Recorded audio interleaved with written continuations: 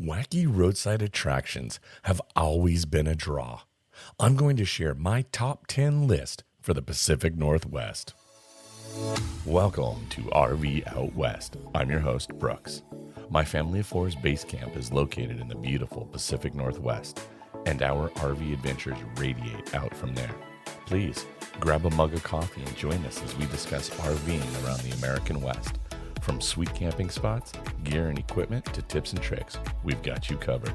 We are RV Out West. The oddities in the minds of many also mean vast creativity.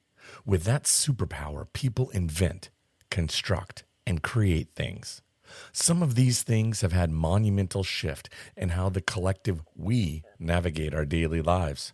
From the Industrial Revolution to the technology era, many of these inventions have increased our productivity and made the human experience a little bit easier. Then there is the obscure. Creations of art that you may not find in an art museum, but rather more so as wacky roadside attractions.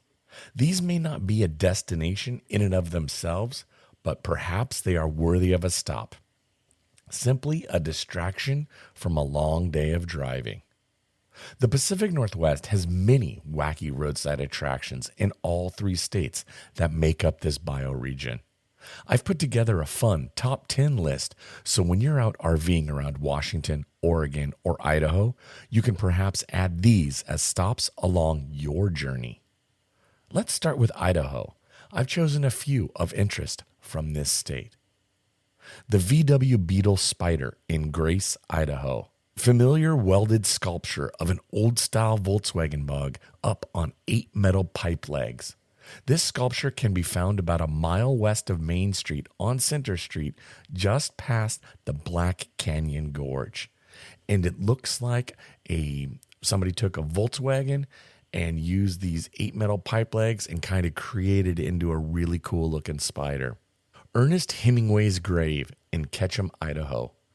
Author Ernest Hemingway was known for his adventurous life, his popular books and short stories, and his suicide with a shotgun.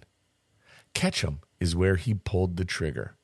Fans leave liquor bottles, coins, and other offerings on his grave slab. Hemingway is an icon of American authors, and his influence in Ketchum is all around town. If you're passing through, you can find his grave at Ketchum Cemetery. And I will say that my favorite book of his is Old Man in the Sea. And if you're not familiar, make sure you give it a listen or check it out on Audible. Moving on to the state of Oregon, I've included these following roadside attractions. The Astoria Column in Astoria, Oregon. The Astoria Column is a tower that overlooks the mouth of the Columbia River on Coxcomb Hill. Built in 1926, the concrete and steel structure are part of a 30-acre city park called Astor Park. The 120-foot tall column has 164-step spiral staircase ascending to an exterior observation deck at the top. It's free to visit, but I believe it costs $5 to park. If you're interested in learning more about things to do, where to camp in Astoria, please go listen to the pit stop from the early days in episode 7, Doing RV Water the Right Way. The world's largest nutcracker in Roseburg, Oregon. Standing at 40 feet tall and weighing more than 16,000 pounds, her woody winter guard is the biggest nutcracker in the world. From November 24th to about January 1st, Winter Guard watches over the Umpqua Valley Festival of Lights at River Forks Park in Roseburg, Oregon. Carved out of a fallen sequoia, cedar, and redwood by artist Toby Johnson, its jaws can crush coconuts. If only Oregon had coconuts. Fork in the Road in Lebanon, Oregon. The Fork in the Road is a navigational aid that's used in the Muppet movie during the song Movin' Right Along, where Kermit instructs Fozzie to turn left at the fork in the road. To Kermit's surprise, there is an oversized kitchen utensil on the road to Hollywood, signaling a left turn. In the summer of 2006, plumber and metal artisan Del Hollingsworth took inspiration from the film and painstakingly created his own 10-foot fork. This was then placed on an old mile marker post across from his home in Lebanon, Oregon. Hollingsworth has thus been able to give directions by telling visitors to watch for the fork in the road. Well, moving right along then, let's cross the Columbia River and chat about a few fun roadside attractions in Washington State. The Fremont Troll in Seattle, Washington. To be honest, most people who have ever done any sightseeing in Seattle have either been told of the troll or been taken to the troll. The Fremont Troll is in the Fremont neighborhood under the Aurora Bridge. It is still worthy of a visit and a pretty cool sculpture to check out if you have not yet done so. The troll has an entire Vita bug in its hand, so it's like to scale, it's pretty amazing. The troll was sculpted by 4 artists: Steve Badenese, Will Martin, Donna Walter, and Ross Whitehead. The idea of a troll living under a bridge is derived from Scandinavian folklore. Jimi Hendrix grave in Renton, Washington. Jimi Hendrix. Do I really need to say more? He is one of the greatest guitar players who ever lived. What he was able to do with his instrument and the sounds that he created from it has and will stand the test of time. Jimi Hendrix was born in Seattle on November 27, 1942. He lived in the Central District for over half of his life, and his childhood home is now in Renton, Washington. After Hendrix's death, his father, Al, had his son buried in a section of Greenwood Cemetery set aside for the family. In life, Jimi had been a man of great means, and his burial site was a simple grave that seemed incongruous with the musician's legacy. Nonetheless, the unremarkable headstone became a magnet for his legions of devoted fans passing through Renton, of which I was one of them. With the constant traffic and Al's continued wish to create a memorial befitting his son's remarkable life, it quickly became apparent that the small marker would not suffice permanently. However, it was not until Al finally regained the rights to his son's musical catalog in 1995 that plans began in earnest for an expansion of Hendrix's monument. Over the last few years, the marble gazebo that can be found today was built, and Jimi's body was finally reburied beneath it in 2002. The memorial consists of a stone dome held up by a trio of pillars. With the monument is an etched portrait of Hendrix, along with frescoes of some of his lyrics, as well as the original headstone, which had been remounted. The family plots now surround the memorial, which is also fitted with a stone sundial just outside of the entrance. Back when I was in high school, I had visited Jimi's grave on a few occasions. This was way before the current memorial gazebo was built. It was a simple headstone, and you could always find guitar picks and roaches on his gravestone. I have returned and visited the newer memorial, and it is quite a sight to be seen. You can find Jimi's memorial at the Greenwood Memorial Park Cemetery up on Hazen Hill in Renton. Sam Hill's Stonehenge in Mary Hill, Washington. Now, over this past Christmas break, my family spent a week in the Cotswolds in the English countryside. And while we were there, we made the trek to Stonehenge. It was a remarkable and unbelievable sight to see. Knowing that the stones used were brought in from as close as 15 miles away to as far as 150 miles away in Wales, it just blows your mind, let alone how it was constructed. No one really knows for sure. They have many working theories, but still, it's just such an amazing sight to see. Unbeknownst to me, when I was preparing for this episode, I learned that there is a Stonehenge replica down in Maryhill along the Columbia River, and I just knew that I had to add it to this episode. According to Wikipedia, the Maryhill Stonehenge is a replica of England's Stonehenge.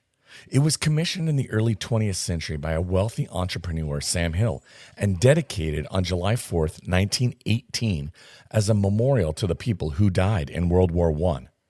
This memorial is constructed of concrete, and construction was commenced in 1918 and completed in 1929, and it was listed on the National Register of Historic Places in 2021.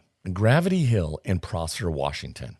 According to the Seattle Times, located on Crosby Road, the place known as Gravity Hill has been an unexplained phenomenon for years, or an over-explained phenomenon depending on how you look at it, because several theories have been posted.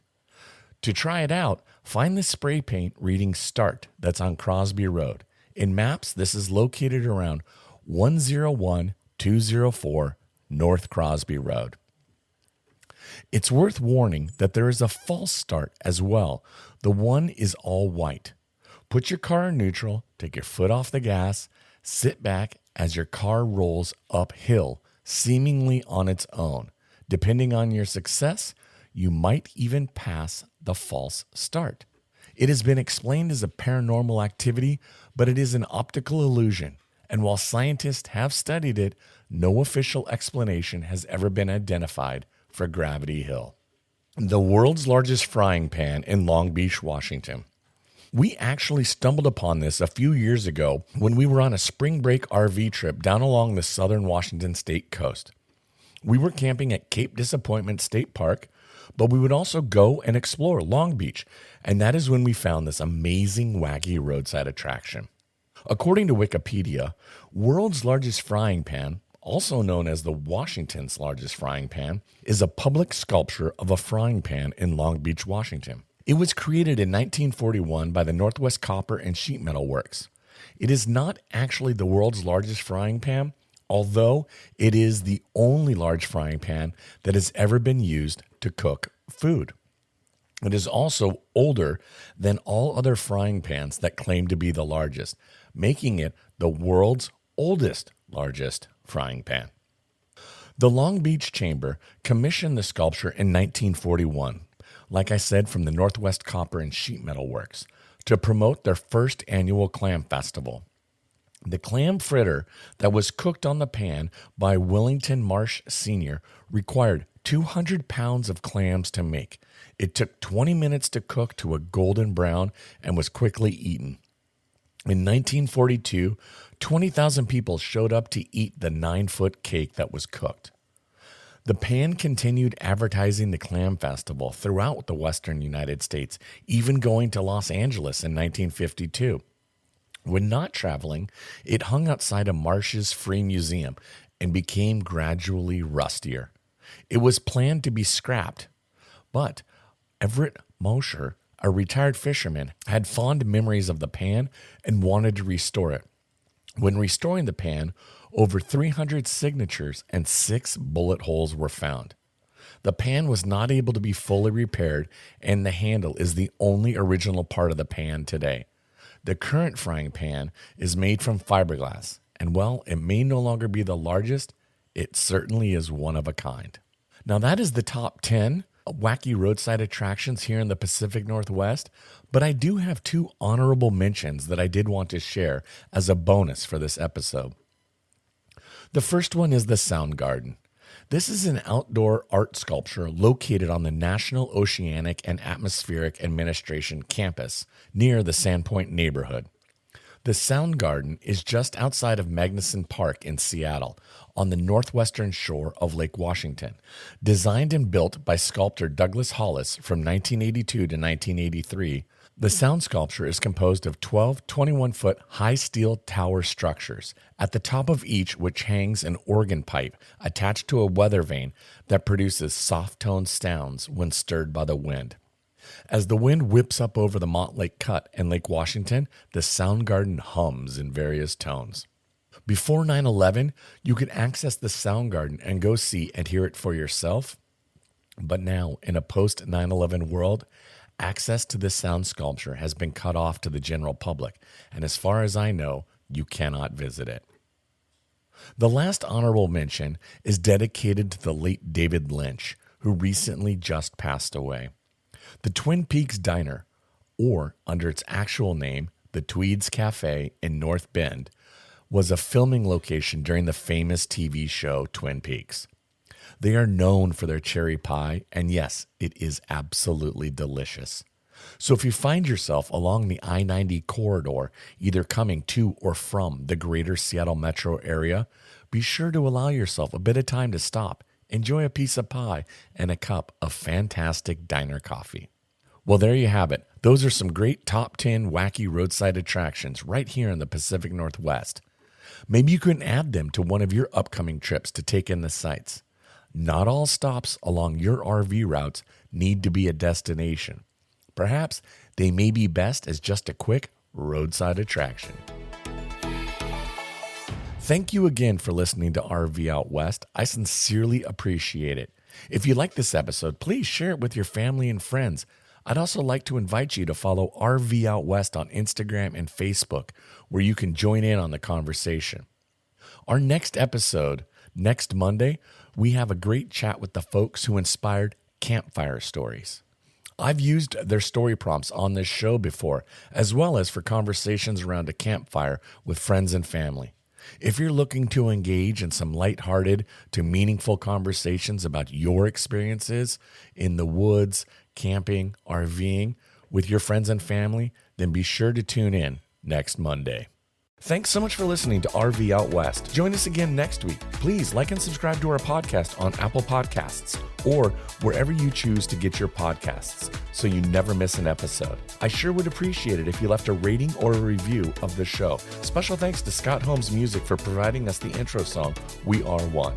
RV Out West can be found on Instagram and Facebook, where you can interact with us and follow along on our RV adventures around the Pacific Northwest. So get out there, explore, and go see what's beyond the horizon.